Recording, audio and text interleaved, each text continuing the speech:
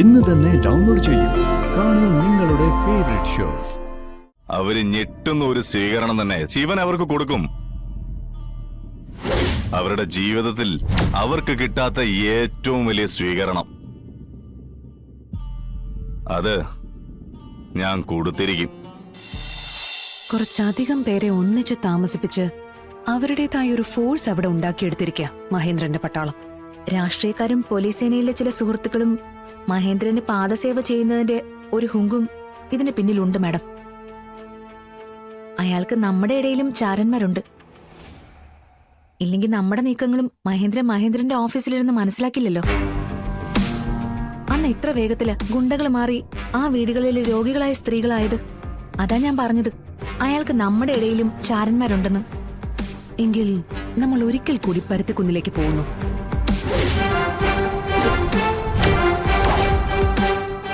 ഇത്രയും ദിവസമായില്ലേ, എല്ലാം കെട്ടടങ്ങിയെന്നും പറഞ്ഞ് ഗുണ്ടകള് വീണ്ടും ചേക്കേറിയിട്ടുണ്ടെങ്കിലോ? അത് ഉറപ്പല്ലേ മാഡം? പരുത്തിക്കുന്ന അവരുടെ ലോകമാക്കി വെച്ചിരിക്കില്ലേ അവര്? അതെ, അത് അവരുടെ ലോകമാണ്. അത് നമ്മൾ എന്നേക്കുമായി ഒതുക്കാൻ പോവാ. അവര് ചിന്തിക്കുന്നതിനും അപ്പുറത്തെ നിയമ നടപടിയുമായി. തടയില്ല ഇനി ഒരുത്തനും. എന്നാ ഇനി വൈകിക്കണ്ട, നമ്മൾ ഉടനെ പരുത്തിക്കുന്നിലേക്ക് പോകുന്നു.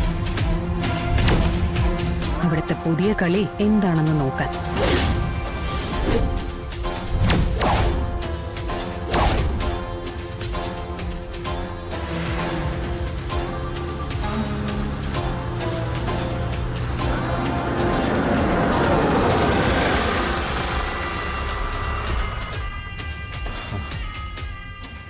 മോൾ ഇവിടെ ഇരുന്നാ മതി.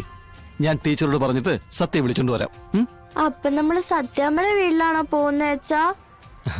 2 ദിവസം അവിടെ നിന്നിട്ട് കൈ സുഖമാകുമ്പോ പോവാം, പോരെ?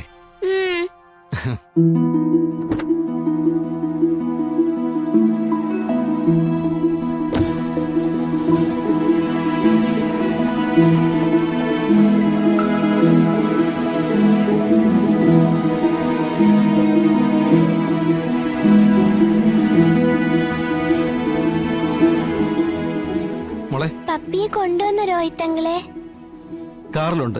മോള് പോയി ബാഗ് എടുത്തുണ്ടോ? നമുക്കിപ്പൊ തന്നെ പോവാം, പോരെ? അപ്പൊ ടീച്ചറിനോട് പറയണ്ടേ? മോള് പോയിട്ട് വാ, ടീച്ചറോടൊക്കെ ഞാൻ പറഞ്ഞോളാം. ഞാനിപ്പോ ബാഗ് എടുത്തോണ്ട് വരാവേ.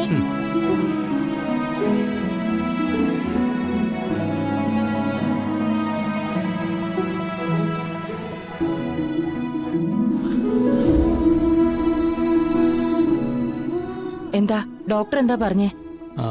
പത്മിനി മോളുടെ കൈക്ക് നീരുണ്ട്. വീണപ്പോ കൈകുത്തിയാണല്ലോ വീണത്. 2 ദിവസത്തേക്ക് കൈ അനക്കരുതെന്നും പറഞ്ഞിട്ടുണ്ട്. പേടിക്കേണ്ടതായിട്ടൊന്നുമില്ലല്ലോ? ഏയ് ഇല്ല. പിന്നെ പത്മിനിയുടെ കൂടെ സത്യഭാമയും കൊണ്ടുപോവാ.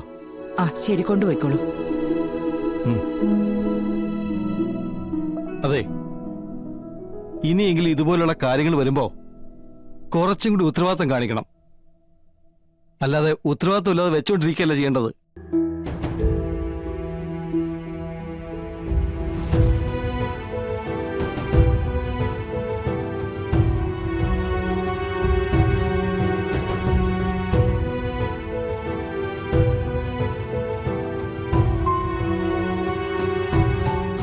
വാ മോളെ, നമുക്ക് പോവാം.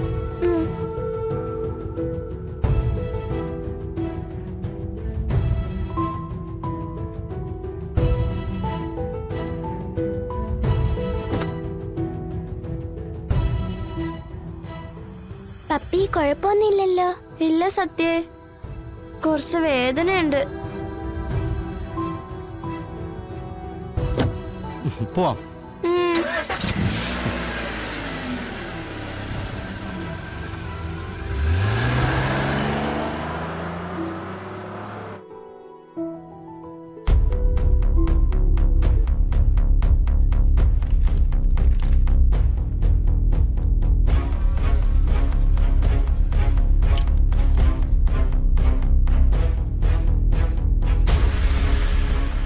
സ്വാമി, ഇതിൽ ഒപ്പിട്ടില്ല.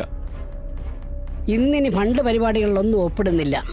എല്ലാം നാളെ നടക്കൂ. പാർട്ടി വെയിറ്റിംഗ് ആണ്. ആകുമല്ലോ. കഴിഞ്ഞ 2 തവണയും കൃത്യമായിരുന്നതല്ലേ?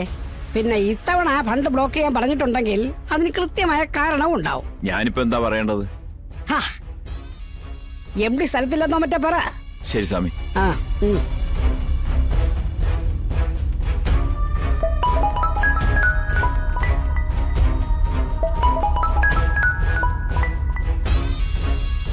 ഹലോ, ജോൺ എബ്രഹാം ആണേ. എന്താടോ തന്റെ വീട് പണിയൊക്കെ തീർന്നോ? ആ, നടക്കുന്നു. കുറച്ച് ഇറ്റാലിയൻ മാർബിൾ കൂടി കിട്ടിയ സംഗതി വെടിപ്പാവും. അതെ, ഞാനിപ്പോ വിളിച്ചതേ ഒരു കുഞ്ഞു കാര്യം പറയാനാ. ചുമ്മാ താൻ അങ്ങനെ വിളിക്കില്ലെന്നറിയാം. താൻ കാര്യം പറ. പരുത്തിക്കുന്ന് കോളനിയിലേക്ക് കളക്ടർ പോകുന്നുണ്ട്.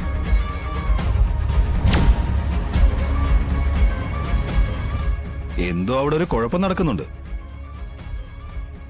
അതെന്താണെന്ന് മാത്രം എനിക്ക് മനസ്സിലായില്ല. എന്തായാലും നല്ലൊരു ഉദ്ദേശത്തോടെ അല്ല കളക്ടർ അവിടെ കാലൂത്തുന്നത്. അവരപ്പോ ഒരുങ്ങി ഇറങ്ങിയിരിക്കുകയാണല്ലേ. തലവേദനയ്ക്ക് ഗുളിക കഴിക്കേണ്ടി വരുമോടോ? ആളെ ബുദ്ധിമുട്ടിക്കുന്നതിന്റെ ബ്രാൻഡ് അംബാസഡറാ സ്വാമി ഈ പറയുന്ന ശാലിനി വിഷ്ണു.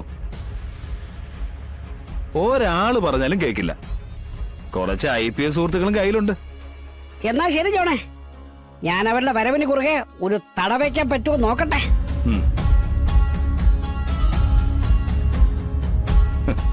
ഇനി വേണ്ടത് സ്വാമി ചെയ്തോളൂ. എന്താ ഇപ്പൊ ചെയ്യുക? മഹേന്ദ്ര സാറ് സുഖമില്ലാതിരിക്കുകയാണ്. അപ്പൊ പിന്നെ അടുത്ത അവകാശ കാര്യങ്ങൾ ചെയ്യട്ടെ.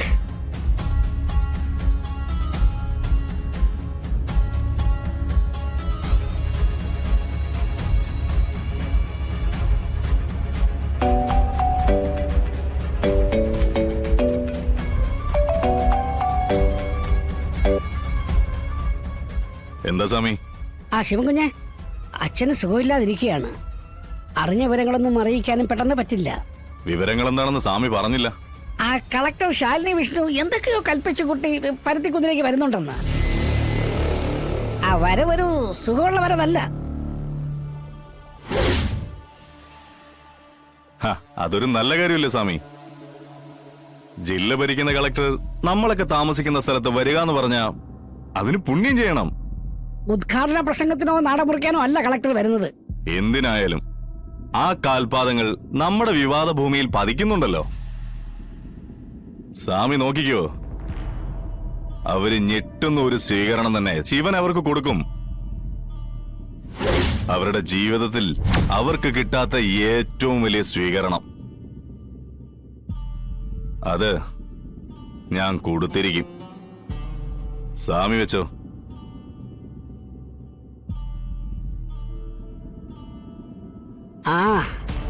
ബാക്കി ശിവൻകുഞ്ഞ് ചെയ്യട്ടെ.